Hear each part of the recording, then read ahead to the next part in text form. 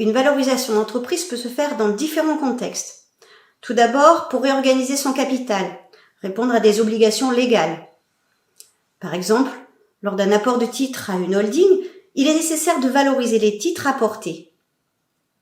Cette valorisation sera validée par un commissaire aux apports qui se portera garant de la juste valorisation des titres qui ne doivent être ni sous-évalués ni surévalués. On estime la valeur de ces titres lors de la recomposition du capital pour faire sortir ou entrer un associé.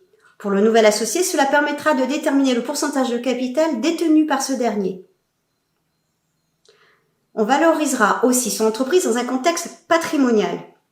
Une valorisation d'entreprise doit être effectuée lors d'une succession pour évaluer les biens du défunt. Sa valeur va alors servir de base de calcul des frais de succession. Ou pour transmettre son entreprise à ses enfants, afin de respecter les équilibres entre les enfants et calculer les frais de donation. Gardez en tête les avantages du pacte Dutreil, qui permet de réduire la base de calcul des droits de donation de 75% si les enfants poursuivent l'activité. Lors d'un divorce, il sera également parfois nécessaire de faire évaluer ses biens professionnels dans le cadre du partage des biens communs. Le dirigeant qui souhaite partir à la retraite et transmettre son entreprise devra au préalable la faire évaluer par un expert en valorisation. Dans ce contexte, il n'est pas judicieux d'attendre le dernier moment.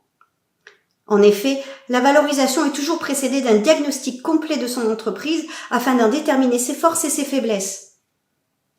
On procède à un diagnostic interne et externe.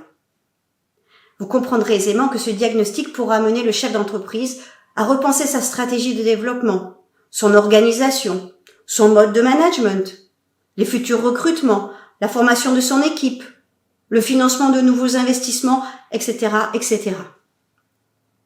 La prise de conscience qui découle du diagnostic et de la valorisation amènera le dirigeant parfois à revoir son projet afin d'apporter plus de valeur à sa société et à la rendre plus vendable, à la vendre à un moment plus opportun.